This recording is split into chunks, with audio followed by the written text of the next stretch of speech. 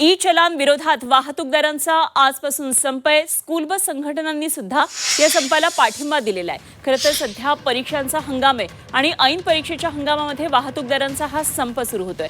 संपामुळे पालक आणि विद्यार्थ्यांची आता अडचण होणार आहे। ई चलान प्रणालीतील त्रुटींमुळे वाहन मालक त्रस्त झालेले आहेत। कायदेशीर प्रक्रिया न पाळता 90 दिवसांमध्ये कोर्टात केस न पाठवणं, अस्पष्ट फोटोंवर दंड लावणं, स्कूल बससह ट्रक, टॅक्सी, ऑटो रिक्षा आणि अवजड वाहनांवर जाचक दंड आकारणं यावर वाहन चालकांची नाराजी आहे आणि या विरोधातच वाहन चालकांनी हा संप पुकारलेला आहे। स्कूल बस चालकांनी सुद्धा या संपाला पाठिंबा दिलेला आहे। त्यामुळे आता परीक्षेच्या ऐन हंगामामध्ये काय नेमका परिणाम होतोय हे बघणं अत्यंत महत्त्वाचं ठरणार आहे। मात्र विद्यार्थी, त्यांचे पालक यांच्यामध्ये सध्या तणावाची परिस्थिती आहे। अशा परीक्षेच्या हंगामामध्ये या सगळ्या संपाच्या संकटाला कसं नेमकं सामोरं जायचं हा प्रश्न सध्या पालकांच्या मनात आहे।